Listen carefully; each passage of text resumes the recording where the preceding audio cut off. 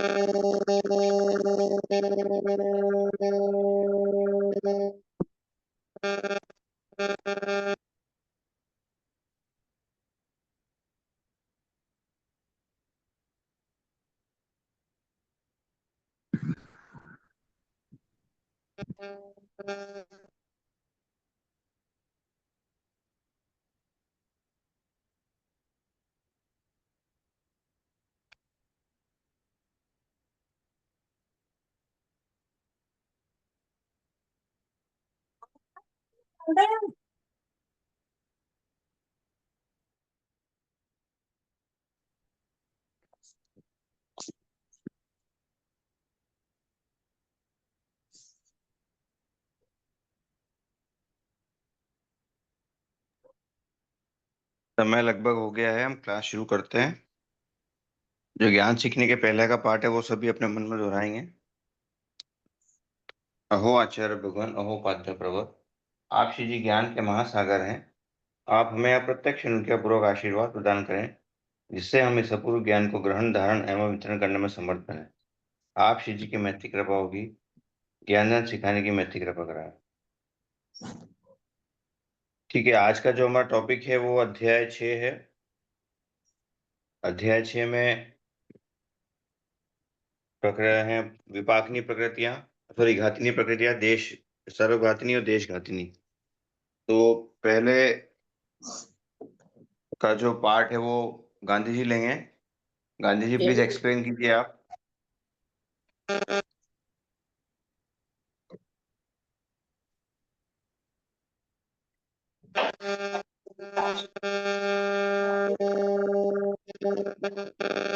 Sir आवाज आपको में डिस्टरबेंस है, और आप वो भी नहीं आ रहे, स्क्रीन पे भी नहीं आ रहे सर। गांधी जी आपकी आवाज डिस्टर्ब हो रही है थोड़ा सा, आपकी है तो नेट। हाँ हाँ सर, जय जिनेंद्र सर, जय जिनेंद्र।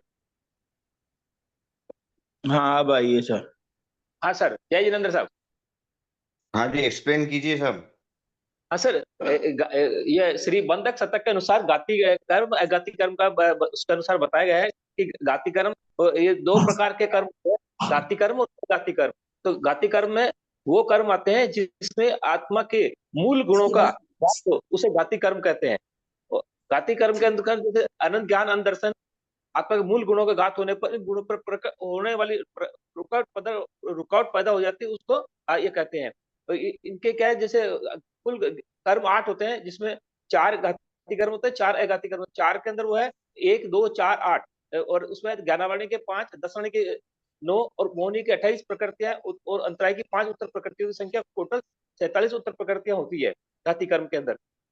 तो उसको गाति कर्म, और गाति वर्ण का गाते गुण है, ज्ञान वर्ण का अनंत ज्ञान है, दर्शन का अनंत दर्शन है, गांधी मोक्ष का थोड़ा शाही। थोड़ा धीरे। हाँ सर। गांधी जी दर्शन। थोड़ा सा धीरे। आपको ये समझिए कि आपको सामने वाले को ऐसा एक्सप्लेन करना है कि उसको कुछ भी नहीं आता। ठीक है, हाँ हाँ, आप सही कैसे सही बात। एक्सप्लेन कीजिए कि सामने हाँ वाला सर। क्लास ज्वाइन कर रहा है, उसको पहली बार अटेंड कर रहा है।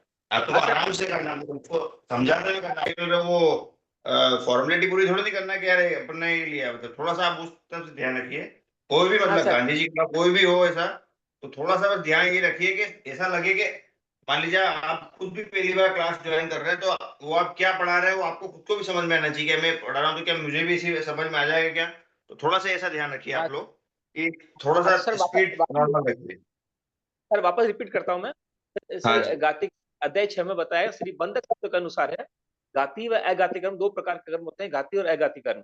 तो घाती कर्म के अंदर वे कर्म होते हैं जो 8 कर्मों में से 1, 2, 4 और 8, जिसमें ज्ञानावरणीय, दर्शनावरणीय, मोहनीय, अंतराय कर्म। तो घाती कर्म होता क्या है? घाती कर्म मूल घाती कर्म वो कर्म है जिसमें कर्म के उदय से आत्मा के मूल गुणों का घात हो, उसे घाती कर्म कहते हैं।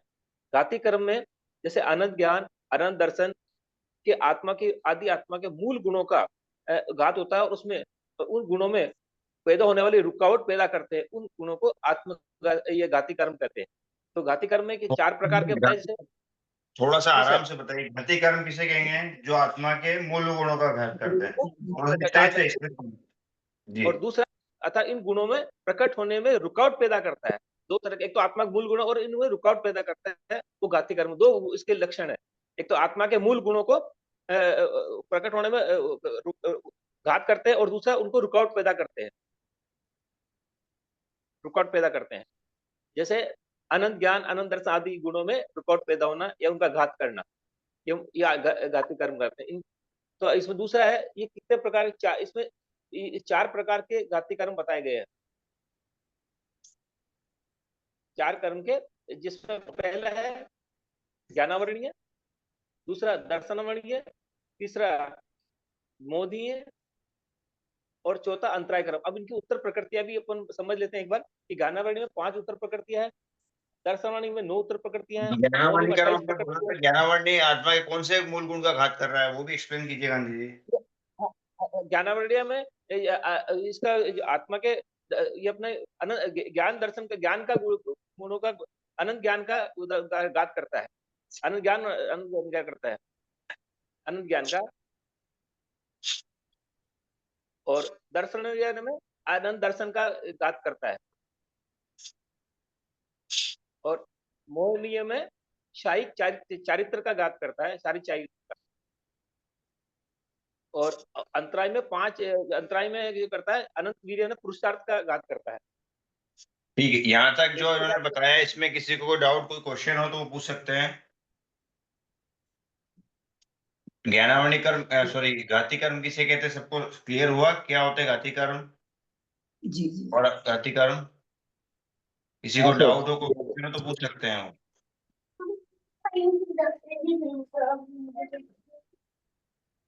अघाती की प्रकृति कर्म की प्रकृतियां में जैसे बताया ना, उत्तर प्रकृति टोटल 47 प्रकृतियां होती है। जो भी घाती कर्म है, जो भी जो रहते हैं घाती कर्म, सारे एक तरह से ये पाप प्रकृतियां कहलाती है, जिसमें पाप प्रकृतियां कहलाती है। ज्ञानवाणी की 5 प्रकृतियां बताई, और दर्शनवाणी की 9 प्रकृतियां, और मौनी की 28 है, और अंतराय की 5 प्रकृतियां। टोटल 47 प्रकृतियां होती है घाती कर्म में। 47 उत्तर प्रकृतियां हैं।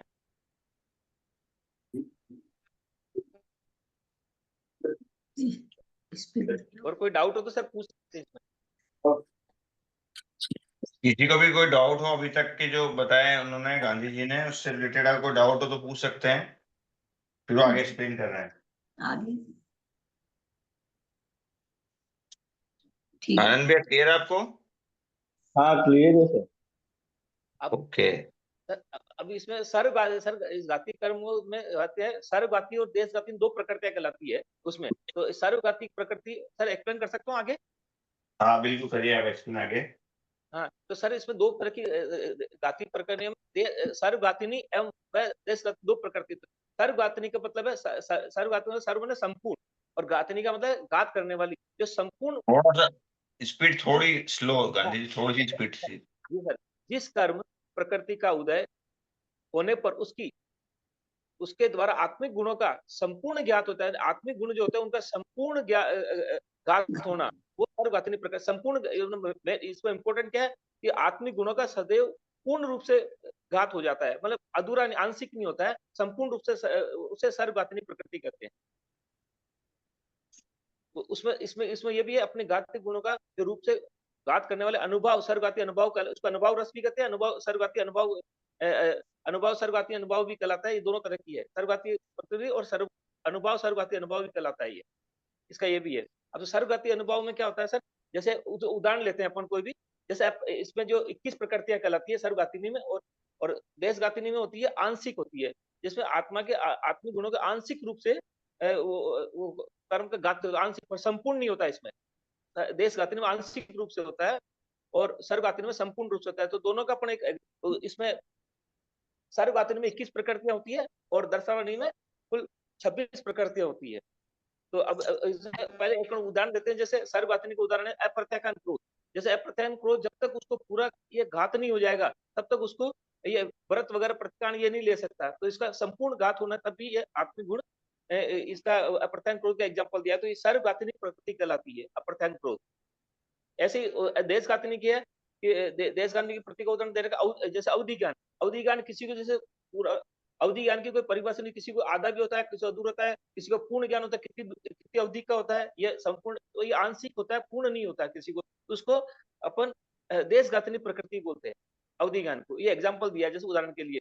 तो अभी इसमें कुल जो देशगातिनी सर्वगातिनी प्रकृति हमने बताया कि किस प्रवृत्ति लगती है। तो उसमें पहले तो है केवल ज्ञान जो केवल ज्ञात करता है। दूसरा है निद्रा। निद्रा में क्या 5 तरह की होती है, निद्रा, निद्रा निद्रा, प्रचला प्रचला और सत्यानंद निद्रा। उसमें दर्शन ज्ञान को ये एक मिनट आपको रोक रहा हूँ मैं गांधी जी। जैसे आपने बताया सर। अभी कि सर्वघातिनी देशघातिनी दोनों अलग बताया। सर्वघातिनी आत्मिक गुण का पूर्ण रूप से घात कर रही है, देशघातिनी आंशिक रूप से कर रही है, ठीक है। तो जी उसमें सर। आपने एग्जाम्पल दिया सर्वघातिनी में अप्रत्याख्यान चतुष्ट का, ठीक है ना। उसकी वजह क्या होता है कि कोई भी व्रत प्रत्याख्यान, हाँ सर। कोई भी व्रत प्रत्याख्यान नहीं ले सकता है। वो देशघातिनी में हाँ एग्जाम्पल दिया आपने। हाँ हाँ, उसमें ये इसका ठीक अवधि है, ज्ञान ठीक है। अवधि ज्ञान का सर। ये क्या कर रहे हैं, आत्मिक गुण का आंशिक रूप से घात कर रही है, आंशिक रूप का ठीक। मतलब किसी को आंशिक भी कर सकता है, किसी संपूर्ण भी कर सकता है, इसमें दोनों होते हैं। सर्वगातिनी भी हम्म। देशगातिनी में संपूर्ण भी होता है और आंशिक भी होता है, लेकिन सर्वगातिनी में पूरा संपूर्ण होगा तब कहलाएगा। ये हाँ, फर्क है इसमें दोनों यहाँ में पर इसमें। समझने की बात यह है कि सर्वघातिनी में हमेशा घात होगा, वो पूर्ण रूप से ही होगा, ठीक है। हाँ मतलब सर या तो संपूर्ण। घात पूरी तरह से उसका आत्मिक गुण का पूरी तरह से घात करेगी या नहीं करेगी। और जी देशघातिनी सर। में दोनों पॉसिबिलिटी है, या तो आंशिक हाँ रूप से भी घात कर सकती है या पूर्ण रूप से भी घात कर सकती है। जैसे जी हमने सर, जी बात सर, करी जी अवधि सर, ज्ञान वर्णीकरण, ठीक है, अवधि ज्ञान की। जी तो वर्तमान में हाँ सर। हमको क्या अभी अवधि ज्ञान है या नहीं है। नहीं सर, कभी हो भी सकता है अवधि ज्ञान, मतलब कई को होता है, जो साधु साधु बड़े जो तपस्या कर रहे हैं उनको हो भी सकता है, नहीं भी हो सकता है। देखिए, अभी वही बता रहा हूँ मैं कि संभवता मान है लीजिए सर। अभी वर्तमान में हमको अवधि ज्ञान नहीं, तो हमारे क्या है, इसके सर्वघाती अनुभव का उदय है, ठीक है। लेकिन मान लीजिए को दो जीव जिनको अवधि ज्ञान का उदय है, तो दोनों के अवधि ज्ञान में उनकी जो कह सकते हैं कि उनका अलग अवधि अलग। ज्ञान कम या ज्यादा हो सकता है। किसी को ज्यादा रूप से अवधि ज्ञान हाँ कम प्रकट हो, ज्यादा किसी कम को कम ज्यादा। रूप से, तो कम ज्यादा उसमें पॉसिबिलिटी है, ठीक है। और जी इसमें सर्वघातिनी में तो होगा या नहीं होगा, पूर्ण रूप से ही घात होगा उसका, ठीक उस है। इसमें दोनों पॉसिबिलिटी हाँ है। तभी होगा। हाँ, जी सर। ऐसे ही ओके, जो नेक्स्ट है सर केवल ज्ञान में आगे। ये दूसरा वो निद्रा के 5 जो है ना सर, 5 बच्चे बताए, निद्रा, प्रचला, निद्रा निद्रा, प्रचला प्रचला, सत्यनिद्रा। इसमें तो पहले जो होता है कि अब निद्रा में सबसे पूर्ण पहले, निद्रा हाँ, आती है, सबसे पहले जो प्रचला बताया में गया ज्ञानावरणी कर्म है। निद्रा आती है। इंदिरा हाँ पंच। गांधी जी, एक मिनट, आपको वापस रोक रहा हूँ मैं। 21 सबसे गुण पहले जो हाँ, सर्वघातिनी में 21 प्रकृतियां हैं। उसमें सबसे पहले ली आपने ज्ञानावरणी कर्म की एक ही प्रकृति ली, कौन सी, केवल जी सर। ज्ञानावरणी। बाकी क्यों नहीं लिया आपने। केवल केवल केवल ज्ञान में। तो बाकी तो सर बाकी हाँ, तो केवल बाकी ज्ञान में संपूर्ण घात करता तभी बाकी में नहीं होता। जैसे केवल करने में वो बाकी जो बाकी प्रकृति है उसकी पति ज्ञान, श्रुति ज्ञान, इसमें क्या सर आंशिक होता है। अवधि कारण में ये और मन पर्यावरण ये सब है ना, ये 4 बाकी ज्ञान है, उनमें पूर्ण रूप से ज्ञात नहीं होता है, आंशिक रूप से होता है। और केवल ज्ञान तभी होता है जब संपूर्ण ज्ञात करेगा, तभी उसको केवल ज्ञान को सर्वव्यापी कहा गया है।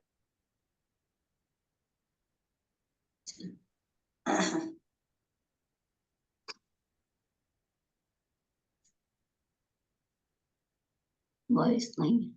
पहली है केवल ज्ञानावरणी सर्वघातिनी में। तो केवल जी सर। ज्ञानावरणी को ही हमने लिया। बाकी जो प्रकृतियां ज्ञानावरणी की, अभिनिबोधिक ज्ञानावरणी, शुद्ध ज्ञानावरणी, श्रुत अवधि और मना पर है, मन इनको हमने पर्याय का सर्वघातिनी में नहीं लिया है। क्यों नहीं लिया है, क्योंकि क्योंकि सर सबसे पहले जो इसमें अवधि ज्ञानावरणी ज्ञान और मति और शुद्ध हाँ ज्ञानावरणी है, कोई भी जीव है उसको इन जो ज्ञान का थोड़ा ना, कोई मतलब छोटे से छोटे रूप में उसको इनका ज्ञान का उदय रहेगा ही रहेगा। ऐसा कोई भी जीव हाँ नहीं है जिसको ज्ञान होगा ही नहीं, ठीक है। हाँ अगर किसी जीव को ज्ञान नहीं है तो वो जीव रहेगा नहीं, वो अजीव हो जाएगा। तो इसीलिए हाँ सर। हमने अभिनिभूति ज्ञान और शुद्ध ज्ञान को हमने सर्वगातिनी में नहीं लिया। ठीक। अब इसके बाद बचा अवधि ज्ञान और मन अपर्याय ज्ञान। तो इसमें दोनों संभावना है कि किसी जीव को हो भी सकता है और नहीं भी हो सकता है। लेकिन अगर किसी जीव को है तो वो संपूर्ण रूप से घात नहीं करेगा, उसका कम या ज्यादा रूप में घात कर सकता है। ठीक। तो इसलिए हमने अवधि ज्ञान और मना पर्याय को भी हमने सर्वघातिनी में लिया। लेकिन जो केवल ज्ञानावरणी है, इसमें कम ज्यादा वाली पॉसिबिलिटी नहीं है। या तो किसी जीव को केवल ज्ञान होगा या नहीं होगा। केवल ज्ञानावरणी कर्म की वजह से क्या हो रहा है, जीव को केवल ज्ञान प्रकट नहीं हो रहा है। ठीक है, ये केवल ज्ञानावरणी कर्म है। ये क्या करता है, केवल ज्ञान को आने से रोकता है। ठीक है, अभी हमको केवल ज्ञान क्यों नहीं प्रकट हो रहा, क्योंकि हमें अभी हमारे केवल ज्ञानावरणी कर्म का उदय चल रहा है। जी सर। ठीक है। तो किसी भी जीव को अगर केवल ज्ञान नहीं है तो किसकी वजह से, केवल ज्ञानावरणीकरण की वजह से। ठीक है। और अगर दो जीवों को अगर केवल ज्ञान का उदय प्रकट हुआ तो ऐसा नहीं होगा किसी को कम रूप में प्रकट हुआ, किसी को ज्यादा रूप में। या तो केवल ज्ञान किसी को प्रकट हमको होगा या कहा नहीं होगा, उसमें कम ज्यादा इसको वाली बोर्ड पॉसिबल पॉसिबल नहीं है। तो इसीलिए केवल ज्ञानावरणीकरण को ही हमने सर्वघातिनी लिया है, बाकी जो प्रकृतियां उनको हमने सर्वघातिनी में नहीं लिया है। सेम वैसे ही जो दक्षिणावर्णी की चार प्रकृतियां, दक्षिण चतुष्क वाली, ठीक हाँ है, जी सर। उनको भी हमने उसमें भी केवल दक्षिणावर्णी को ही हमने सर्वघातिनी में लिया है। हाँ ठीक है। हाँ प्लीज आगे एक्सप्लेन करिए प्लीज आप। निद्रा वाली। आगे सर फिर हाँ, निद्रा में जैसे उसमें 5 प्रकार की होती है, निद्रा और प्रचला, निद्रा निद्रा, प्रचला प्रचला, सकल निद्रा। तो इसमें निद्रा में क्या है कि जैसे किसी को कम नींद आती है, मतलब हल्की नींद आती है, सामान्य रूप से नींद आती है, वो गलत है। प्रचला में उससे थोड़ी ज्यादा नींद आती है, और निद्रा निद्रा में उससे भी ज्यादा आती है, और प्रचला प्रचला में उससे उससे निद्रा से भी ज्यादा आती है, और सत्यानंद में सबसे ज्यादा, जैसे बिल्कुल बस कुंभकर्ण की नींद सो गया, उठेगा ही नहीं, इस प्रकार की नींद आती है। तो ये इसका भी ये कर्म प्रकृति है। तो इनके इसमें क्या है, दर्शन गुण को या आवरण दर्शन गुण का घात करता है। इसमें इनका प्रयोग उद्देश्य आत्मा के प्रकट हुए चक्षु दर्शन, चक्षु आदिकरण का आत्मा के प्रकट हुए चक्षु दर्शन आदि गुणों का घात करता है इन कर्मों में। यह है, और ये स्वयं सामर्थ्य के अनुसार सदैव पूर्ण रूप से घात करती है, मतलब स्वयं सामर्थ्य के अनुसार सदैव पूर्ण रूप से घात करती है। इसमें ये इंपॉर्टेंट लाइन है, स्वयं कैसे, सामर्थ्य के अनुसार सदैव। इसको थोड़ा सा धीरे, गांधी थोड़ी सी स्पीड धीरे प्लीज। इसको निद्रा वाली हाँ सर। प्रकृति को एक बार एक्सप्लेन कीजिए ढंग से। सबको क्लियर हो गया निद्रा पंचक को सर्वघातिनी क्यों लिया है सर? क्लियर है सभी को? जी सर। बाकी सबको? जी जी। ये पुष्पा जी, सकलेचा, आपको क्लियर है सर्वघातिनी हाँ में क्यों लिया निद्रा पंचक को? सर, क्योंकि ये निद्रा का पूर्ण मतलब चैतन्य का पूर्ण रूप से घात करता है। चैतन्य नहीं रहता है निद्रा में, इन पांचों में। ठीक है। और गुंजन जी पाटनी?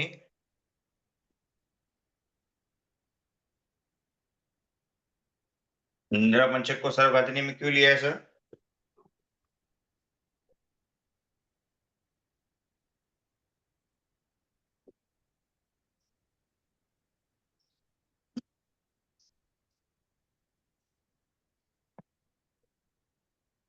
ठीक है, इसमें क्या बोल रहे हैं मैं एक्सप्लेन करता हूँ इसको, कि निद्रा पंचक को हमने क्यों लिया सर्वघातिनी में।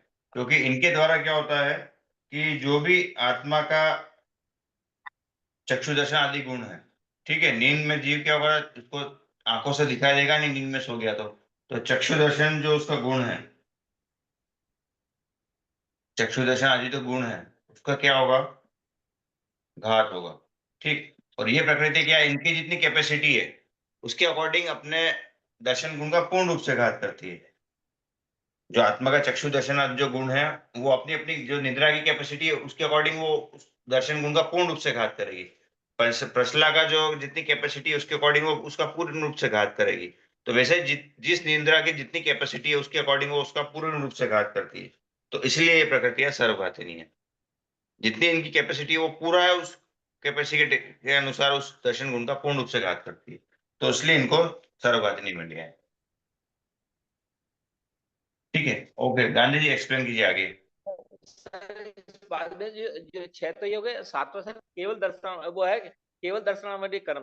केवल दर्शनावली जैसे अपन केवल ज्ञानावली के उसको उसी रूप में समझना चाहिए, बाकी को इस प्रकार है। इस प्रकार नेक्स्ट आता है मिथ्यात्व वेदनीय और सम्यक मिथ्यात्व वेदनीय। तो ये दो प्रकार के आते हैं। ये क्या क्या सम्यक को सम्यक का गुण होता है, उसको सदैव रूप से पूर्ण घात करता है, तभी ये संभव होता है, इससे सर्वघात नहीं करती। इसमें क्या है, मिथ्या दृष्टि जो सम्यक दृष्टि जीव को सम्यक नहीं होता है, तो ये क्या है, जैसे नहीं होता तो वो छद्मत अवस्था में कहलाते हैं। इस प्रकार अपने घात के गुण का सदैव पूर्ण रूप से घात करने वाली होने से ये कर्म प्रकृति सर्वघाती निकलता है। मिथ्यात्मक वेदनीय और सम्यक मिथ्या वेदनीय ये तभी हो सकता है जब उसका संपूर्ण घात हो, तब भी सम्यक की प्राप्ति होगी, अदरवाइज नहीं होगी। और इसलिए इसको सर्वघातनी कहा जाता है।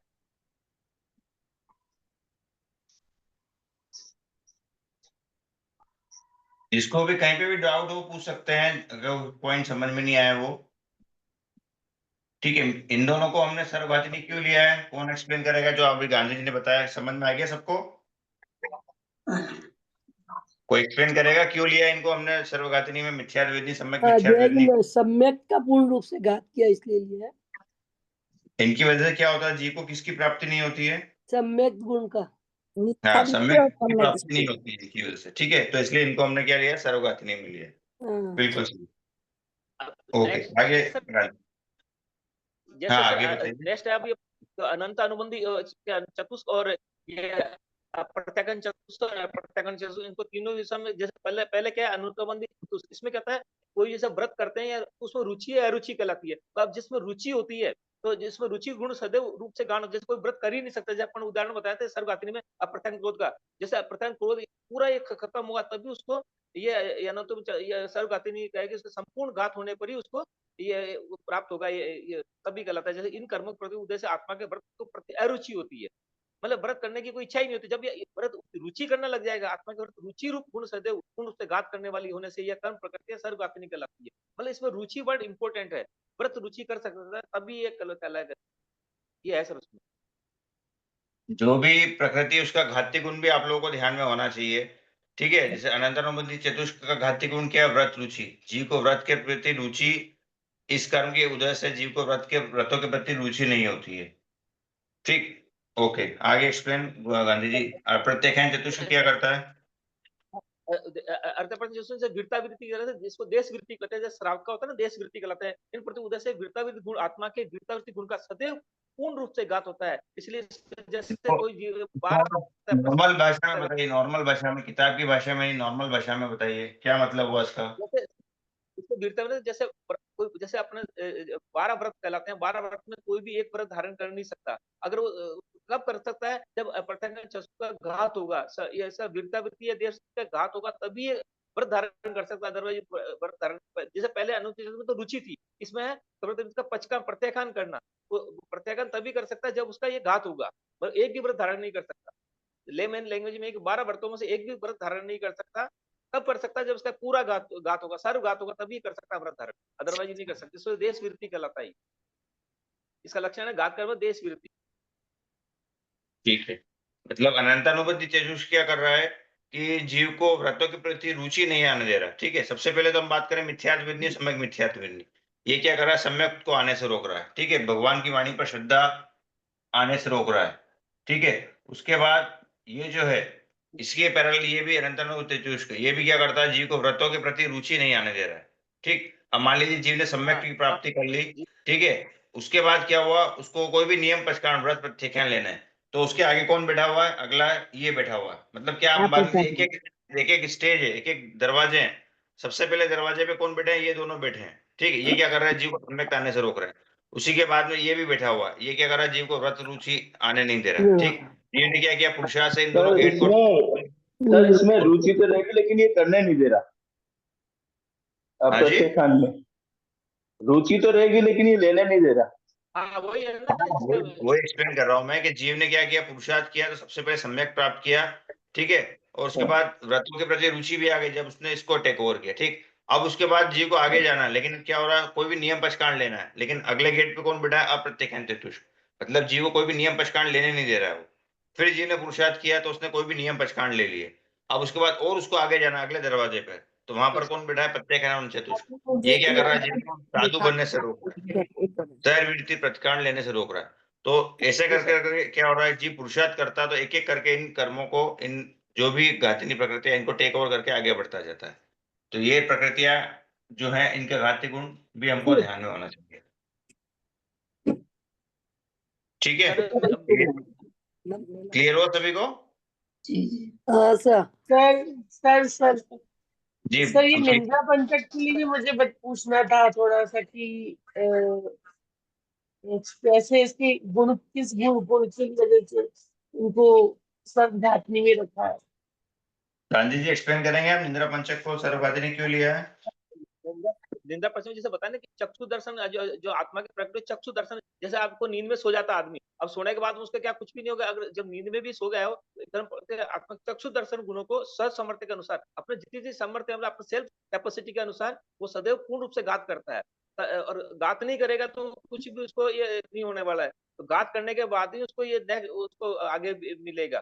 तो ये भी इस प्रकार निंद्रा मतलब नींद आना है, मतलब नींद की कैपेसिटी अपने अलग अलग मतलब जितनी नींद आती है गहरी आती है, किसी उससे गहरी आती है, उससे गहरी आती है, और बिल्कुल संपूर्ण गहरी नींद में सो जाता है, जैसे मैंने बताया कुंभकर्ण आदि जो बताते हैं। तो इसमें इसमें मेन गुण है कि आदि स्वयं सामर्थ्य के अनुसार सदैव पूर्ण रूप से घात करती है, उसको अपने दर्शन गुण को या दर्शन गुण का रुकावट पैदा करती है। चक्षुदर्शन क्या करता है, दर्शन गुण को रुकावट पैदा करती है, उसको प्रकट नहीं होने देता है, आदि को रोक करता है, तो उसको ये कहलाती सर। और गाते गुण इसका दर्शन है। यहाँ रखा हुआ है, मैंने देख के ये रख के सर आपका बोर्ड थोड़ा सा इधर कर देंगे, थोड़ा दिख नहीं रहा है। बोर्ड नहीं है क्या बोर्ड? क्लास थोड़ा में आधा दिख रहा है, आधा नहीं दिख रहा है। हाँ, अब दिख रहा अब दिख रहा है ना? है। हाँ थोड़ा सा करने का। तो क्या बोल रहे हैं कि निद्रा पंचक की जो प्रकृतियां है कौन कौन सी? निद्रा, प्रचला, निद्रा, निद्रा, प्रचला, प्रचला, अवस्थानर्थी। ठीक है, तो सबसे पहले हमने क्या बोला कि ये जो निद्रा है ये सबसे कम वाली, इसकी इंटेंसिटी सबसे कम है, उससे प्रचला की इंटेंसिटी ज्यादा है, इससे निद्रा निद्रा की ओर ज्यादा, प्रचला प्रचला की ओर ज्यादा, अवस्थानर्थी की ओर ज्यादा। ठीक है, तो जिस नींद की जितनी रेंज है, जितनी इंटेंसिटी है, ठीक है, जितना उसकी प्रगाढ़ता है, उसके अकॉर्डिंग वो क्या करेगा, जीव के दर्शन गुण का पूर्ण रूप से घात करती है।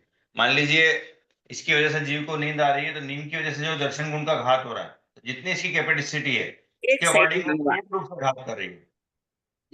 जैसे सर महाराज साहब के स्थानक में जाते हैं वहां नींद आ जाती है, आपको दर्शन भी नहीं हो रहा है और सुनना भी नहीं हो रहा है, दोनों चीज होगी, तो आपके ये क्या कुछ भी आप नहीं सुन पा रहे हो। जैसे एग्जाम्पल नीचे महाराज नीचे साहब व्याख्यान पढ़ते हैं, नीचे यूं भी आप नींद ले रहे हो, ठीक है, तो उसमें जीव के क्या हो रहा है, दर्शन गुण, मतलब जीव को देखने नीचे वाला जो नीचे गुण है, ठीक है, उसका पूर्ण रूप से घात हो रहा है। जीव नींद में क्या देखने से वंचित हो जाता है, तो जिस नींद का जितना एक इंटेंसिटी है उसके अकॉर्डिंग वो उस जीव के दर्शन गुण का घात करती है। निद्रा की जितनी कैपेसिटी है उसके अकॉर्डिंग वो उसका पूर्ण रूप से घात करेगी। फिर प्रसला की जितनी इंटेंसिटी है उसके अकॉर्डिंग वो दर्शन गुण का पूर्ण रूप से घात करेगी। तो वैसे जिस नींद की जितनी इंटेंसिटी है उसके अकॉर्डिंग वो उस जीव के दर्शन गुण का पूर्ण रूप से घात करेगी। इसलिए इनको सर्वघातनी बोला। हमेशा जब भी इनका उदय रहेगा तो उसके अकॉर्डिंग वो जीव के दर्शन गुण का हमेशा पूर्ण रूप से ही घात करेगी, ऐसा नहीं कि आंशिक रूप से। पूर्ण रूप से जितनी इनकी इंटेंसिटी है उसके अकॉर्डिंग पूर्ण रूप से दर्शन गुण का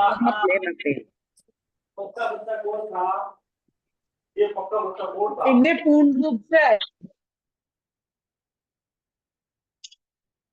हाँ जी ब्रोली, मैं सबको म्यूट कर दिया था, अब म्यूट करके आप बोल सकते हैं। पूर्ण पूर्ण रूप से घात करेगी, ऐसा बोलेंगे ना इसको, दर्शन गुण हाँ का जी, जब भी पूर्ण रूप इनका से उदय घात आएगा करेगी। किसी भी नींद का, तो इनकी जितनी कैपेसिटी, जितनी इनकी इंटेंसिटी है उसके अकॉर्डिंग ये दर्शन गुण का पूर्ण रूप से ही घात करेगी। ऐसा नहीं कि कभी पूर्ण आंशिक रूप रूप से, जितना इनका इनकी कैपेसिटी है उसके अकॉर्डिंग ये अपने दर्शन गुण का पूर्ण रूप से ही घात करेगी सदैव। ठीक है, थैंक यू सर, थैंक तो यू इसीलिए इनको सर। सर्वघातनी इसमें बोलते हैं। अब अनिबोधित ज्ञान और उसका अवधि ज्ञान का तो दोनों में आएगा ना, सर्वघातनी और देशघातनी में, और केवल ज्ञान का भी सर्वघातनी में ही आएगा। हाँ, जो चार और ज्ञानामणि कर्म की प्रकृतियां हैं, ठीक है, शुरू वाली अभिनिबोधिक ज्ञानामणि, शुद्ध ज्ञानामणि, अवधि ये ज्ञानामणि, ज्ञानावली और मंत्र माना पर ज्ञानी, इनको हमने क्या बोला है, देशघातिनी बोला है। ठीक है, देशघात, क्यों बोला केवल देशघातिनी? ज्ञान सर्वघातनी, क्योंकि वो केवल पूर्ण रूप से ज्ञानामणि को बोला घातनी है। हमने सर्वघातिनी में। ठीक, केवल ज्ञानामणि को हमने सर्वघातिनी क्यों लिया है? पूर्ण रूप क्योंकि से किसी घात कर। को केवल ज्ञान या तो प्रकट होगा या नहीं होगा, इसमें कम ज्यादा वाला ऑप्शन पॉसिबल नहीं है। ठीक है, कि मान लीजिए दो जीव है, उनको केवल ज्ञान प्रकट हुआ, तो ऐसा नहीं कि किसी जीव को ज्यादा केवल ज्ञान प्रकट होगा, किसी को कम होगा। जितने भी जीव है, चाहे वो भविष्य में अतीत में गए हों, वर्तमान में जा रहे हों, या भविष्य में केवल ज्ञान प्राप्त करेंगे, उन सभी जीवों का जो केवल ज्ञान है वो एक समान है। ठीक। लेकिन अगर हम बात करें अभिनिबुद्धि ज्ञान की, शुद्ध ज्ञान की, तो कोई भी जीव है तो ऐसा नहीं कि उन जीवों को ये ज्ञान होगा ही नहीं, भले एक सूक्ष्म रूप में हो, लेकिन ये दोनों ज्ञान तो हमेशा जीव को होंगे होंगे। तो इसलिए सर्वघातनी ये हो ही नहीं सकते।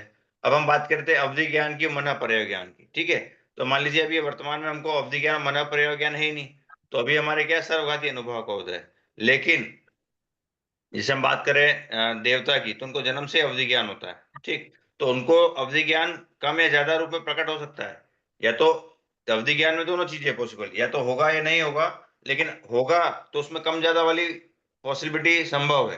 तो इसलिए इसको हमने सर्वघातनी में नहीं लिया, इसको देशघातनी में लिया, कि जिसके अंदर देशघातनी सर प्रकृति इसमें उसको देवता कहते के हैं साथ कि नारकी को जिसमें भी होगा ना सर? आंशिक पर रूप सर से भी अवधि संभावना ज्ञान पॉसिबल हो या पूर्ण को रूप से। सर्वघातनी में भी रख सकते हैं क्या, या खाली देशघातनी में ही रखेंगे? किसको? अवधि ज्ञान को सर्वघातनी में हाँ, भी रख सकते हैं क्या, या वही बताता हूँ देशघातनी मैं। में ही रहेगा? देखिए, कोई भी प्रकृति जिसको सर्वघातनी कहना हो या देशघातनी, उसके लिए क्या नियम है कि अगर उस प्रकृति को आंशिक रूप से भी घात पॉसिबल है, तो उसको हम देशघातनी बोलेंगे। ठीक है, मतलब क्या हुआ कि अवधि ज्ञान की अगर हम बात पूरा करें, ये दिया ना सर, तो इसमें नारकी और देवता दोनों में नहीं होगा ना, सही दोनों में आएगा, ठीक है। हाँ दोनों में होता है अवधि ज्ञान। जैसे यहाँ पे आगे एक जिज्ञासा समाधान दिया हुआ है। ठीक है, कि देश घातनी प्रकृतियों को हमने क्या बोला, जैसे हम बात कर रहे हैं यहाँ पर अवधि ज्ञान की। ठीक है, अवधि ज्ञान अवर्ण कर्म की, या अवधि ज्ञान की बात करें, तो क्या बोल रहे हैं कि कोई भी प्रकृति अगर अपने घात या तो सर्वघात कर रही हो या देशघात। ठीक है, तो क्या बोल रहे हैं कि जिस भी प्रकृति में अपने आत्मिक गुण का अगर आंशिक रूप से घात पॉसिबल है, तो उसको हम देशघाती नहीं बोलेंगे। ठीक है, मतलब क्या बोला कि कोई भी जीव है, जैसे वर्तमान में हमको तो अवधि ज्ञान नहीं है, तो हमारे तो अभी सर्वघाती अनुभव का होता है। ठीक है, लेकिन नेरी को देवता के जीव है, उनको जन्म से अवधि ज्ञान होता है, वो कम ज्यादा और रूप में प्रकट हो सकता है। तो हमने क्या बोला, उनके क्या हो देशघाती रूप में उदय, क्योंकि उनको अवधि ज्ञान तो ही है, लेकिन कम ज्यादा रूप में हो सकता है। तो जिस भी प्रकृति में अपने आत्मिक गुण का देशघात करना पॉसिबल हो, उस प्रकृति को हम देशघाती नहीं ही बोलेंगे।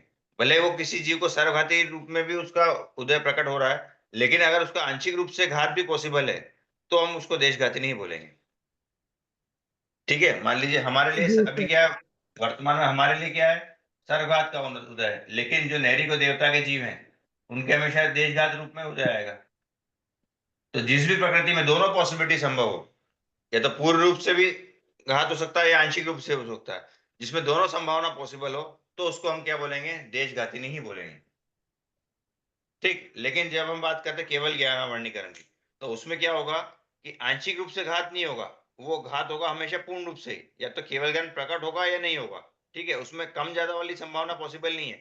लेकिन अवधि ज्ञान में ऐसा नहीं है, अवधि ज्ञान में या तो प्रकट होगा, ठीक है, प्रकट होगा तो उसमें भी कम ज्यादा वाली संभावना पॉसिबल है, नहीं होगा तो नहीं होगा, लेकिन जब प्रकट होगा तो उसमें कम ज्यादा हो सकता है। ठीक है, लेकिन केवल ज्ञान में ऐसा नहीं है, अगर प्रकट होगा या नहीं होगा, कम ज्यादा वाली संभावना पॉसिबल नहीं है, लेकिन देशघातिनी जो प्रकृति है उसमें कम ज्यादा वाली संभावना पॉसिबल हो सकती है। जी। जी सर। भैया हाँ जी।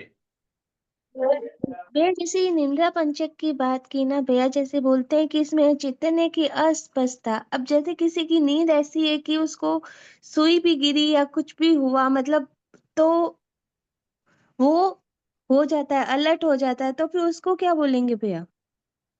तो उसकी नींद वही ना उस लेवल की है, मतलब सबसे लो वाली कह सकते हैं उसको। तो उसमें ऐसे समझना भैया कि उसकी दर्शन लब्धि का कम घात हो रहा है। मतलब या तो हम ये समझ सकते हैं कि जो उसकी जो निद्रा है वो सबसे इससे कम मैं वाली है, समझाऊं सर? समझ सकते हैं। सर इससे मैं समझाऊं? हाँ जी, बोलिए।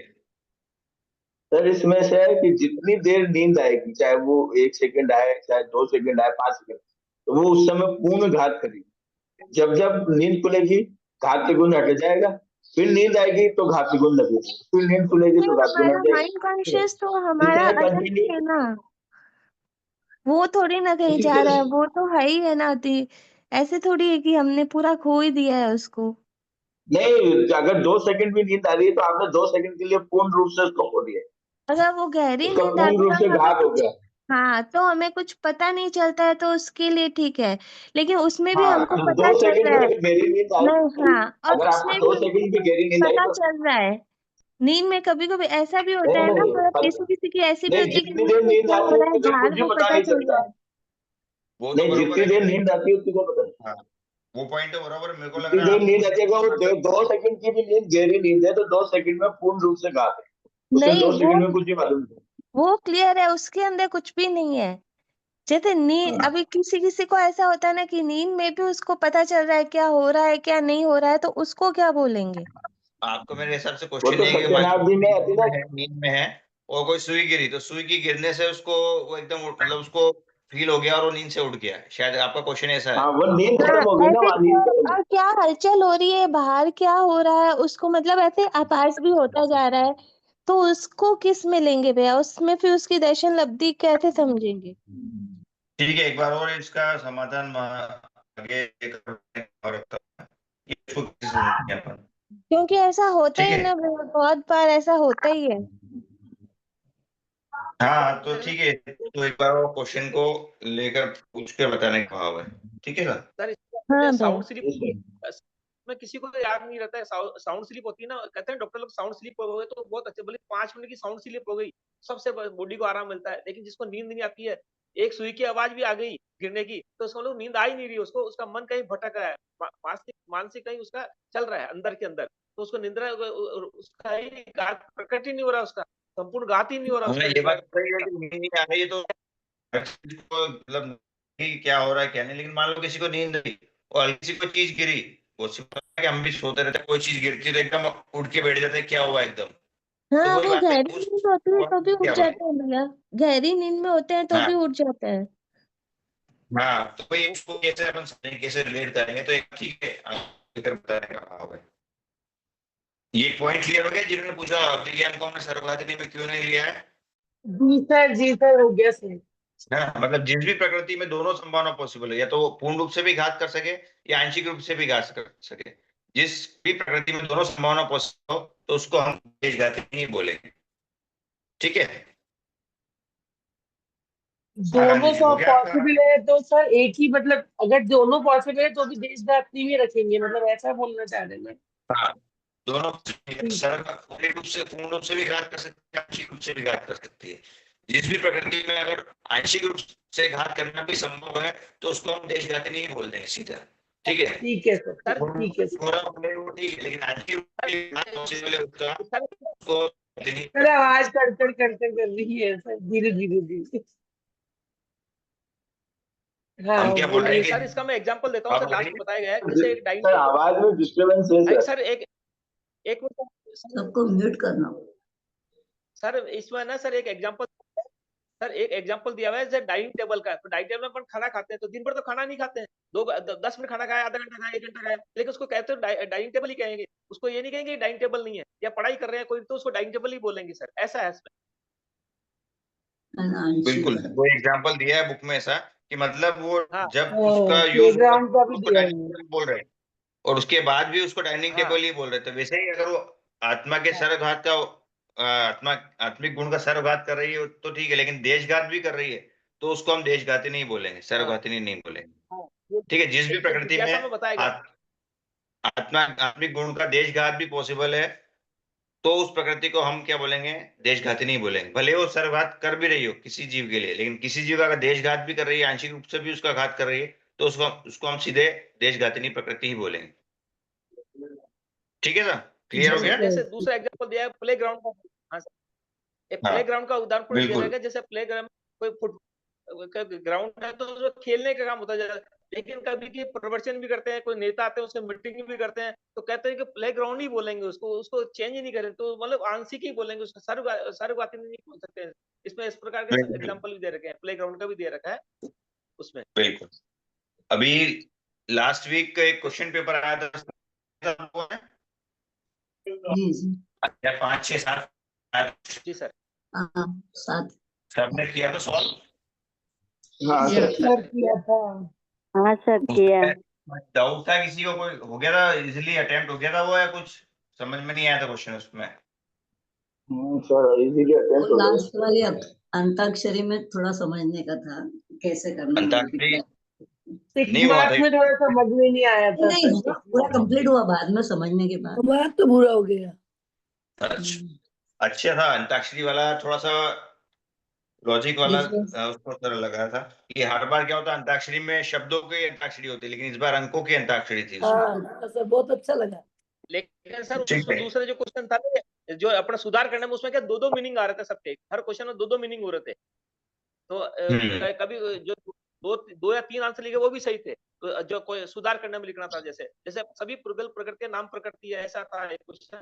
तो सभी पुद्गल प्रकृति सही है, या सभी नाम प्रकृति या पुद्गल प्रकृति है, ऐसा नहीं है। तो उसमें ऐसे मतलब अलग अलग व्यक्ति के अलग अलग आंसर भी हो सकते हैं, वो भी सही थे, ऐसा उसमें देखो बताया गया। शब्द को सुधारने में जैसे अगर हम बात करें तो क्वेश्चन क्या था कि नामकरण की सभी प्रकृतियां पुद्गल विपाक नहीं है, तो उसका करेक्शन क्या होगा कि सभी पुद्गल विपाक नहीं प्रकृतियां नामकरण, उस टाइप से करेक्शन होगा। हमको जी सर। नामकरण की सारी पुद्गल विपाक नहीं, लेकिन जितनी पुद्गल विपाक नहीं वो सब नामकरण की, तो उस टाइप से उसको करेक्शन करना था, तो वो ज्यादा अप्रोप्रिएट होता। ठीक है, जैसे हमने बात जी सर, उसमें यही एक था किया कि वही किया मैंने तो।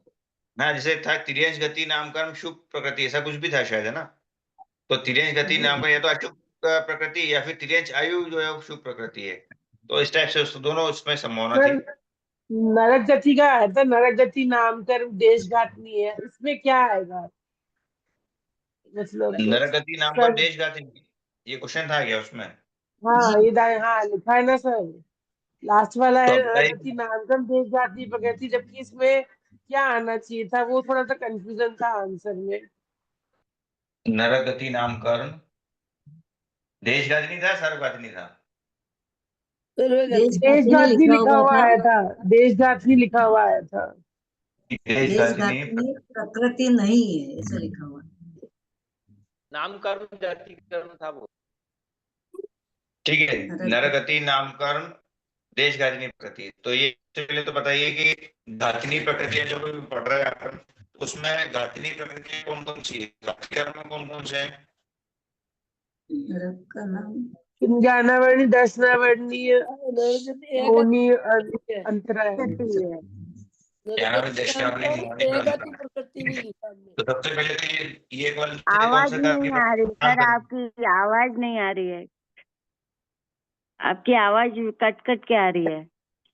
सर एक मिनट, सर ये देशघातिनी घातिनी का पूरा हो गया क्या चैप्टर से पूरा, के बाकी बचा? एक मिनट, आपका तो हो गया पॉइंट, देशघाती तो वो अगले करेंगे। ये क्वेश्चन कल एक बार आवाज में ओए अमित, आवाज सर नहीं आ मेरी रही है आवाज सर। बहुत कट रही है ज्यादा सर, कट कट के आ रही है। एक मिनट स्पीच करता हूँ।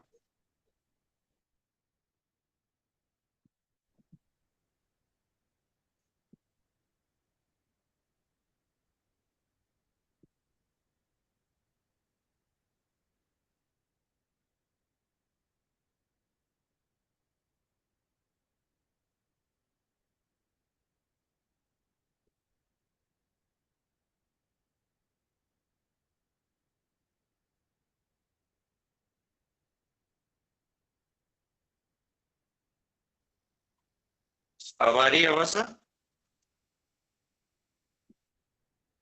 सर थोड़ी सर बेटर है अभी भी पर। कट रही है। देखिए ये क्या है, सबसे पहले तो बात हो गई कि नरगति नामकरण, नामकरण की प्रकृति तो घातिनी प्रकृति तो है ही नहीं है। ठीक है, तो ये कौन सी प्रकृति है नरगति नामकरण? पाप प्रकृति है। पाप प्रकृति हो जाएगी। पुण्य और पाप में हमको देख लेना है फिर कि अगर ये नामकरण की है तो घातिनी प्रकृति तो है ही नहीं, तो फिर हमको इसमें क्या करना है, देश हाँ घातिनी की जगह क्या यही करना है, यही पाप कंफ्यूजन प्रकृति। हुआ था सर, हाँ, यही कंफ्यूजन हुआ था कि घातनी में क्यों डाल दिया, फिर वही समझ में वही नहीं आया थोड़ा कि सा इसको, बात वो ये कि इसको घुमाने के लिए इसको उसमें डाला था, तो हमको हमारा माइंड नहीं क्लियर सर, रखना है इसका कि इसमें डाला। सर उसका प्रश्न का मतलब यही था कि इसमें जो गलत लाइन लिखी उसको सही करना है, आंसर नहीं देना था, उसको सही करना था, करेक्शन। बस बस, तो उसको सुधारना था हमको। तो इसमें ये सुधार होगा कि ये पुण्य पाप की वाली जो है उसकी रेंज में इसको लेकर इसको हमको पाप प्रकृति में कन्वर्ट करना था। ठीक है, अब ये सर्वघातिनी में किसी को कोई डाउट है? नहीं तो फिर हम देशघातिनी वाले उस पे टॉपिक पे आते हैं। ठीक है, सोना जी सुराना, आपको देशघाती प्रकृति एक्सप्लेन कीजिए प्लीज।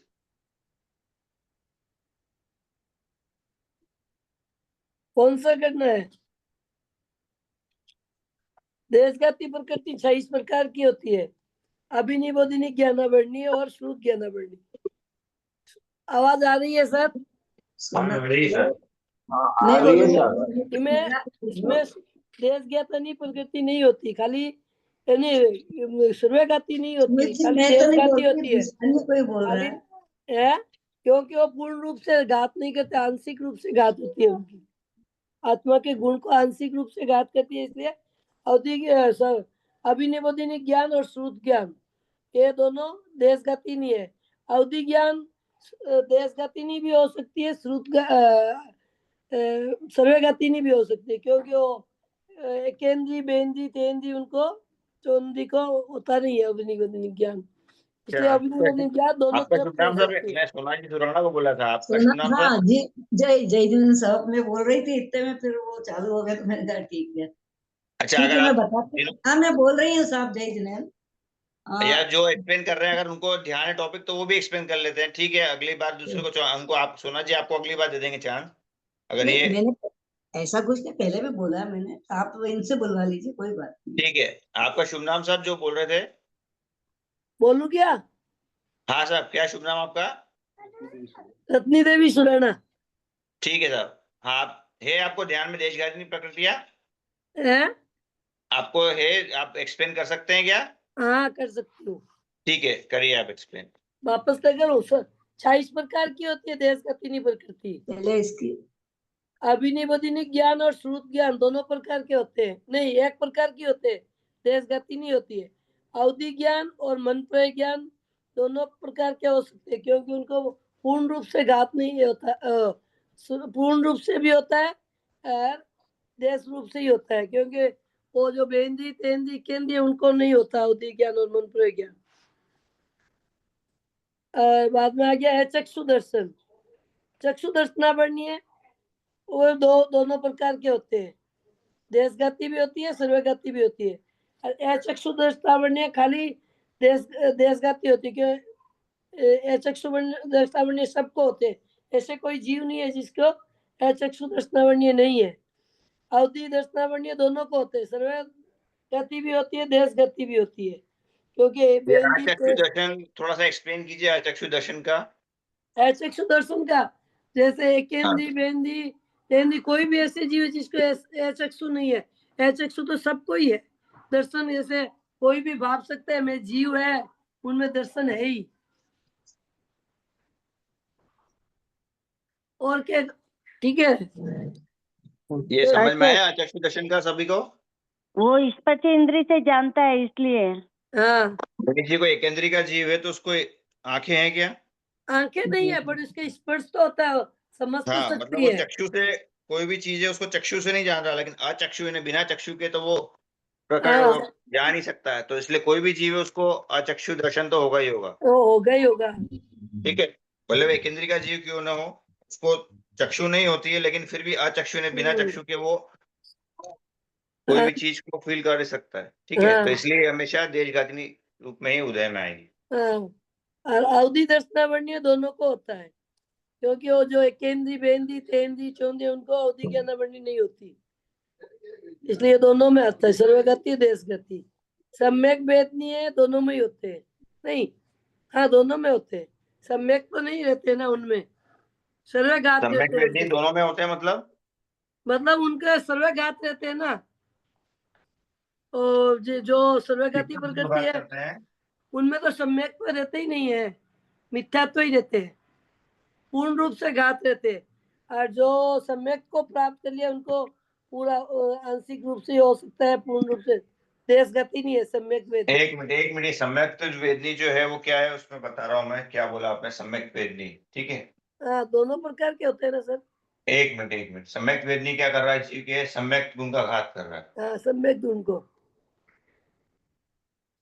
ठीक है, मतलब क्या बोल रहा है कि जीव को सम्यक तो प्राप्त हो गया, सम्यक वेदनी का उदय मतलब कि जीव को सम्यक तो प्राप्त हो गया, लेकिन वो सम्यक जैसा उसको प्राप्त होना चाहिए, कौन सा शाही संकेत, वो प्राप्त नहीं हो पा रहा है। ऑप्शन ठीक है, और ये जीव के सम्यक गुण का आंशिक रूप से घात कर रहा है, पूर्ण रूप से घात नहीं कर रहा है। जीव को सम्यक की प्राप्ति तो हो जाती है, लेकिन उस सम्यक से जीव गिर भी सकता है, ठीक है। और जिस फाइन जो सबसे प्योर वाला सम्यक थे, कौन सा क्षयिक सम्यक, वो जीव को प्राप्त नहीं होता। तो इसलिए ये क्या होता है, ये देशघातिनी प्रकृति है, हाँ सर, ठीक है। सर्वगतिनी भी हो सकती है ना? सर्वघातिनी कैसे होगी साहब, ये आंशिक रूप से ही घात कर रही है ना, अच्छा जीव के सम्यक गुण का आंशिक रूप से ही घात हो रही कर रही है, नहीं, जो मतलब जीव को एकेंद्री सम्यक बेंदी तो प्राप्त हो तेंदी है, गया। जो एकेंद्री बेंदी तेंदी, वो तो मिथ्यात्व है ना? हाँ, वो उस अपेक्षा से ठीक है, लेकिन हम जो सम्यक वेदनी की बात कर रहे हैं कि जिसके भी इसका उदय है, उनके तो उदय होता ही नहीं, तो हाँ उनके लिए तो पूर्ण रूप से घात हाँ है, लेकिन जिस जीव को होगा तो हाँ उसके आंशिक रूप से ही घात करेगी। हाँ, उनका आंशिक रूप से होगा। हाँ, तो इसमें ठीक एक है। में लेना है ना, दोनों में? हाँ, मतलब दोनों ही संभावना देशघात आएगी, तो प्योरली देशघाती नहीं ना है, तो उनके ठीक है, अच्छा, जिसको नहीं है उसके सर्वघाती रूप में इसका हो रहा है, लेकिन है तो देशघाती नहीं है अभी। हाँ ठीक है है, तो देशगतिनी। हाँ, बरोबर, ठीक है। हाँ, और संजुलन चतुर्थ बाद में आया। संजुलन चतुर्थ है तो वो पूर्ण रूप से घात नहीं करता, देशगति नहीं है संजुलन चतुर्थ, पर उनका क्या आंशिक रूप से घात करता है। फिर वो संजुलन चतुर्थ में क्या है, वो अल्प अल्प लोभ रहता है, ऐसे ही बोलेंगे ना। चारित्र्य गुण का घात करते हैं ना वो संतुलन चतुर्थ से, ये घाती गुण कभी चारित्र्य है। आंशिक रूप से भी घात कर रही है, कभी पूर्ण रूप से भी घात कर रही है, दोनों इसमें है, हाँ संविधान चतुष्क हाँ और नौकषाय, हाँ, नौकसा हो ना, इसमें दोनों है, आंशिक दोनों रूप है। से भी घात कर रही है और पूर्ण रूप से भी कर रही है। हाँ तो चूंकि इसमें आंशिक रूप से भी घात पॉसिबल है, तो इसलिए हमको क्या बोल दिया, देशघाती नहीं बोल दिया। देशगति नहीं। दोनों जिसमें संभावना पॉसिबल है, आंशिक वाली भी और पूर्ण वाली भी, जिसमें हाँ आंशिक वाली पॉसिबिलिटी है, तो उसको देख के हमने उसको देशघाती नहीं बोल दिया, ठीक है। हाँ, फिर अंतराय हो गया। अंतराय तो 500 ही देशगति नहीं है, क्योंकि पूरा ऐसा कोई नहीं है, कोई पूरा अंतराय लगता ही नहीं, आंशिक रूप से ही लगता है अंतराय। हाँ, जो अंतराय कर्म की पांचों प्रकृति है, हाँ दान, लाभ, भोग, भोग, वीर्य, तो किसी भी हाँ जीव को इनका सर्वघाती उदय कभी नहीं आएगा, ये हमेशा हाँ आंशिक रूप से ही उदय में आएगा। कोई भी जीव है तो दान अंतराय, लाभ अंतराय, भोग भोग अभियंतराय, इसका कभी भी सर्वघात रूप से उदय होगा नहीं, वो आंशिक रूप से ही उदय होगा। तो जो अंतराय कर्म की पांचों प्रकृतियां वो कौन सी है, देशघाती प्रकृति है, देशगति नहीं प्रकृति है। ठीक है। हाँ, देशगति नहीं तो हो गया, अब एगति नहीं कर्म का है। बस घातिनी प्रकृतियां देखना हमको, इसके अलावा जो शेष बची प्रकृतियां वो अघातिनी हो गई।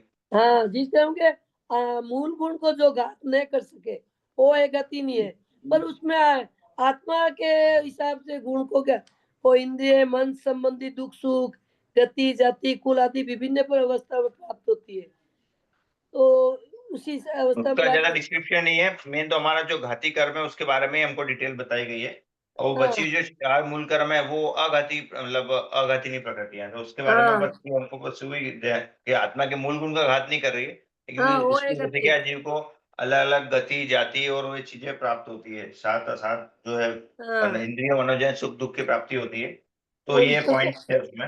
ये तो 75 75 है इनकी प्रकृति। अघातिनी कर्म की प्रक्रिया कितनी है, तो बोल रहे हैं 75, हाँ ठीक है।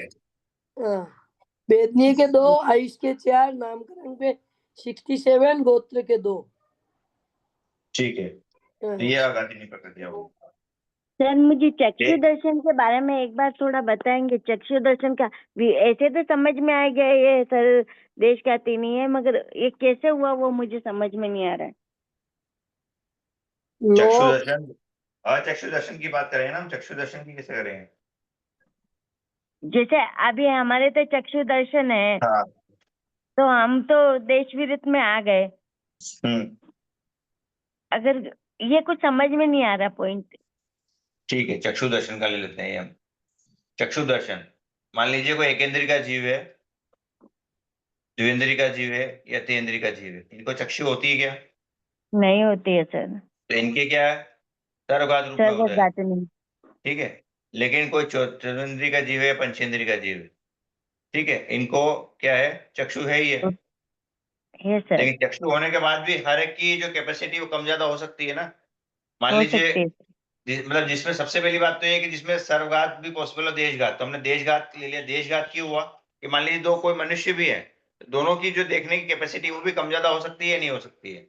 हो सकती है सर वो तो। हो सकती है ना। तो वही बात है कि आंशिक रूप से जिसका ये क्या कर रहा है, आत्मा जो चक्षु मतलब देखने की कैपेसिटी, वो आंशिक रूप से ही उसका घात हो रहा है, पूर्ण रूप से घात नहीं हो रहा उनका। इन जीवों के लिए पूर्ण रूप से घात हो रहा है क्योंकि इनको चक्षु इंद्रिय है ही नहीं।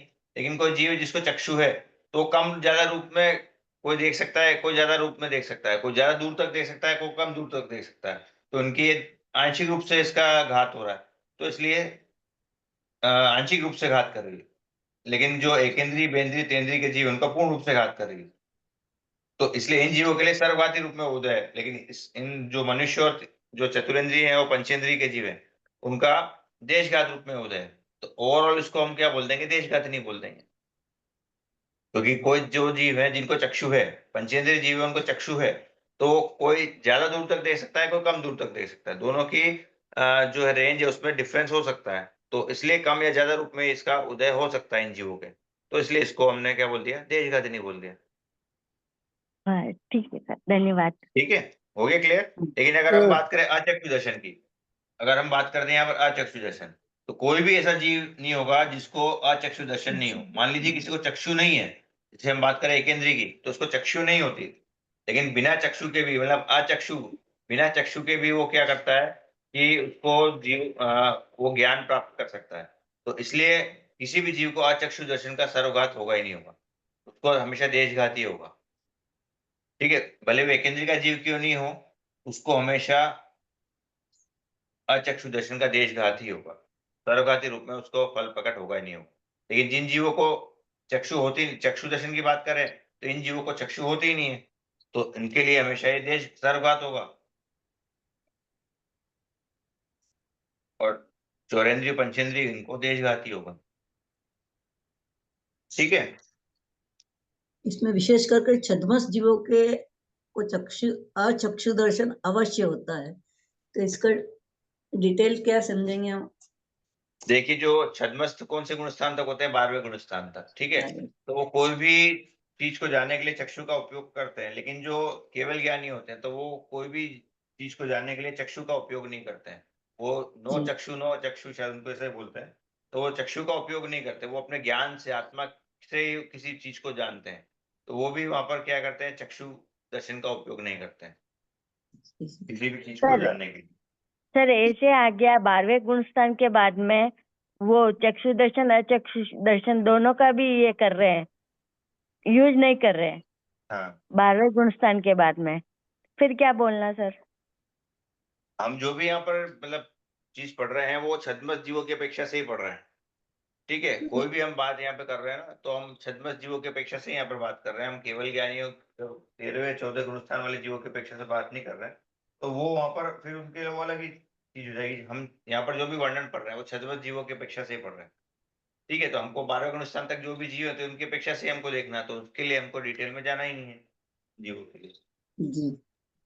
ठीक है, कोई किसी को भी कोई डाउट इस पूरे चैप्टर में, अध्याय 6 में से रिलेटेड, सर्वघातिनी प्रकृति या देशघातिनी प्रकृति से रिलेटेड कोई डाउट किसी को तो पूछ सकते हैं। अगली क्लास में हम फिर अध्याय 7 को लेने का भाव है, पुण्य और पाप प्रकृतियां।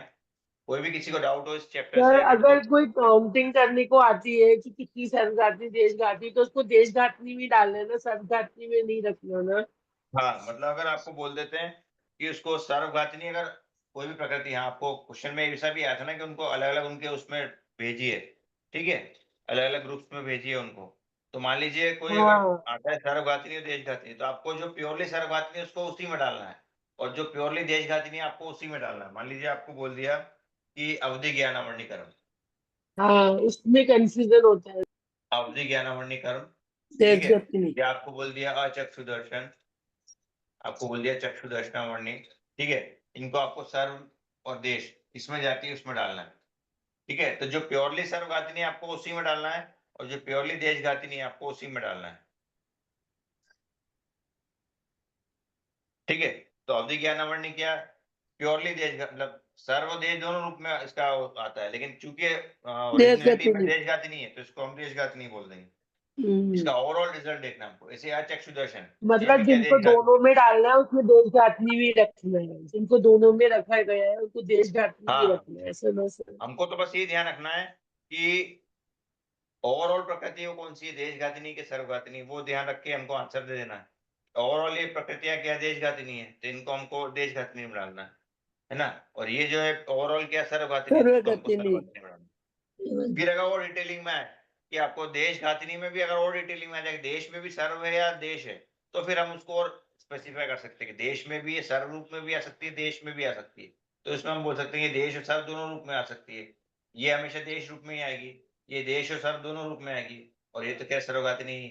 अगर और डिटेलिंग में आए तब हमको उसको जाना है, लेकिन इन जनरली अगर पूछा जाए कि सर्वघातिनी या देशघातिनी, तो हमको उसको जो प्रकृति है जिस ग्रुप में जाती है उसको उसी ग्रुप के हिसाब से उसको भेजना है हमको। Thank you sir. ठीक है भैया जी सर। भैया मेरा एक प्रश्न था पुत्कल विपाकनी में से। ये भैया जो पुत्कल विपाकनी की प्रकृतियां ली है, ये अगु नामकरम, ये सब निर्माण नाम का, इनमें सब में तेजस और कार्बन शरीर लिया है तो पुत्कल विपाकनी फिर है और शरीर से संबंधित है, तो कार्बन और तेजस सब में क्यों नहीं लिया है भैया? कार्बन और तेजस सब में नहीं लिया, हाँ मतलब नहीं समझ पाया। क्योंकि प्रत्येक इनकी जो स्पष्टीकरण जो देख के रखा है ना भैया। मतलब नहीं समझा, मैं क्वेश्चन नहीं समझ पाया आपका। नहीं, जैसे पुद्गल विपाकनी की प्रकृति है अगुरु लाभ का नामकरण निर्माण हाँ नामकरण, ये है हाँ ना, इनमें मतलब लिखा है कि ये जो है इस क्रम प्रकृति के उदय से जीव औदारिक वैक्रिय आहारक शरीर के पुद्गलों से एवं तेजस व कार्बन शरीर के पुद्गलों से तद योग्य शरीरों का यथाचित रूप से निर्माण करता है। तो ये तो बात समझ में आ गई भैया। जैसे अब प्रत्येक नाम का मैं इसमें भी तो प्रत्येक शरीर का निर्माण कर रहा है ना भैया, तो हाँ। इसमें कार्बन और तेजस शरीर को क्यों नहीं लिया गया है? जो हाँ प्रत्येक है तो उसमें मतलब ये है कि प्रत्येक नामकरण की वजह से क्या हो रहा है, शरीर के पुद्गलों को औदारिक रूप में कन्वर्ट कर रहा है ना वो। तेजस कार्बन तो हाँ ठीक है, वो अपनी जगह तो वो सही है, लेकिन ये मेजोरिटी इसमें किसकी है, औदारिक शरीर की आएगी ना प्रत्येक नामकरण में। तो है तो हाँ पुद्गल विभाग नहीं ना है, इसमें क्या दिक्कत है। हाँ, इसमें कोई दिक्कत नहीं है भैया, लेकिन यहाँ कुछ रीजन है क्या भैया जो कार्बन और तेजस को अलग से बताया गया है? 2-3 में बताया है भैया, अलग से वर्ण नामकरण में भी बताया है, मतलब कहीं कहीं 3-4 जगह पे बताया है, तो कुछ रीजन है क्या भैया? स्त्री अच्छा नाम मतलब का आपका भी आपका ये बताया है। कहना है कि अगुरु नामकरण में पांचों शरीर को ले लिया है, और इसमें है तो मतलब 3 जो आहार शरीर है, आरक शरीर उनको, और 2 तेजस कार्बन को भी लिया है। प्रत्येक हाँ नामकरण उसमें, में औदारिक व्यक्ति आरक को ही लिया, मतलब आरक वाले को ही हाँ लिया, तेजस कार्बन को हाँ नहीं लिया। स्पेसिफिक बताया है भैया कि ऐसे मतलब इनके साथ होता है। जैसे स्थिर नामकरण में भी बताया है, लेकिन अस्थिर नामकरण इसमें ये सब नहीं बताया है, साधारण में भी नहीं बताया है, ऐसा इसका कोई रीजन कारण है इसका क्या भैया? रीजन ये है इसका रीजन ये है कि जो अगुरु नामकरण है वो विग्रह गति में भी जीव क्या करता है, उसको बांधता है। ठीक है, वो क्या ध्रुव बनी प्रकृति है, मतलब अच्छा। कि जब जीव विग्रह गति में रहता है, जब हमने बात की थी ना कार्बन कायों की प्रधानता रहती है, हाँ हाँ तो उस हाँ समय भी जीव इसको बांधता है, लेकिन उस समय कोई शरीर तो है नहीं जीव के पास। जीव प्रत्येक नामकरण को जब कब बांधेगा, जब वो उसका शरीर का जब शरीर इसका फॉर्मेशन चालू होगा, तब प्रत्येक नामकरण का उसको बांधेगा। ठीक है, हाँ लेकिन जब भी विग्रह गति में रहता है, जब कार्बन कायों की प्रधानता रहती है, तब भी क्या करता है जी, अगुरु लघु जो नामकरण है उसको बांधता है। तो इसलिए वहां पर अच्छा। क्या है कि मान लीजिए अगर शरीर उसका बन गया औदारिक वैक्रिया आहारक, तब तो इसका बांधेगा ही बांधेगा। लेकिन अगर ये हम्म। शरीर नहीं है, जब केवल तेजस कार्बन ही है, तब भी वो इसको बांधेगा ही बांधेगा। इस मतलब उसके शरीर के एब्सेंस में भी क्या करता है जीव, जो तेजस और कार्बन शरीर अगर उसके पास है, तो उन उद्गलों को भी लेकर अगुरु लघु नामकरण ओए में बने तुम रहता जो है। खड़े हो गई सर तेजस और कार्बन भाई में तो शरीर उस अपेक्षा से समझ में आया आपको? टिप्पण में तो केड़ो कर देगा ना बे समझ में आया आपको क्या मैंने बताया? चाय बनाओ नहीं बताओ भैया ये आवाज बनाओ बहुत आ रही है सर, आधा ही सुनाई देखिए दे एक रहा है। नहीं आया सर, थोड़ा एक बार वापस क्लियर कर बता दीजिए, रहा हूँ। आवाज सबको बंद कर म्यूट कर दीजिए।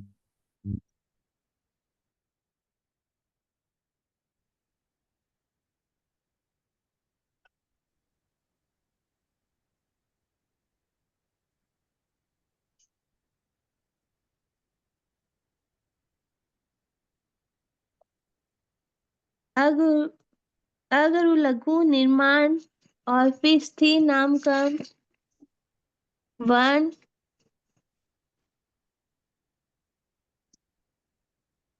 सर आप म्यूट पे हैं क्या? मैं बता रहा हूँ, 1 मिनट आपको कि जो भी जीव होते हैं, ठीक है, तो वो विग्रह गति में है, ठीक है, मतलब क्या है, कोई भी उनका शरीर नहीं है। जब भी जीव का शरीर नहीं है तो उनकी एब्सेंस में भी जो होता है अगुरु लघु नामकरण निर्माण नामकरण स्थिर अस्थिर और शुभ अशुभ, ठीक है, ये प्रकृतियां क्या होती है, इनका उदय चलता रहता है। हाँ, पर भैया इसमें अस्थिर को तो नहीं मानना ना इसके अंदर। अस्थिर है ना, इनका हाँ भैया स्थिर अस्थिर हाँ शुभ अशुभ, हाँ अगुरु निर्माण स्थिर अस्थिर और शुभ अशुभ, ठीक है, मतलब क्या हुआ कि ये प्रकृतियां, ये ध्रुवोदय प्रकृतियां हैं, ये जो है अगुरु लघु निर्माण स्थिर अस्थिर शुभ अशुभ, मतलब कि जब जीव विग्रह गति में भी है, जब जीव के पास कोई भी शरीर नहीं है, तब भी ये प्रकृतियां क्या होती है, उदय में होती है। तो इनके उदय की वजह से क्या करता है कि जीव तेजस कार्बन के जो पुद्गल है उनको इनके रूप में कन्वर्ट करता है। लेकिन जो बची हुई अच्छा प्रकृतियां जो हम बात कर रहे हैं प्रत्येक या साधारण, तो वो कब हाँ आएगी, जब जीव के पास शरीर होगा तभी वो उन पुद्गलों को शरीर के रूप में कन्वर्ट करेगा। लेकिन ये जब जीव विग्रह गति में भी होता है, जब केवल हम बात कर रहे हैं ना अनुपूर्वी नामकर्म कब उदय होता है, कि जब हाँ विग्रह वो गति में विग्रह कार्बन गति कार्य की प्रधानता होती है, तभी अनुपूर्वी हाँ नामकर्म का उदय होता है, ठीक है।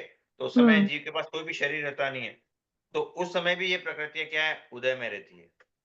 तो अच्छा इसलिए इन प्रकृतियों को हमने बोला है कि जो तीनों शरीर है उसके अलावा जो तेजस कार्बन के पुद्गल है उनको भी इनके रूप में कन्वर्ट करते हैं, ये रीजन है। अच्छा बात हाँ भैया ठीक है हाँ भैया ठीक विग्रह गति में रहने के कारण ना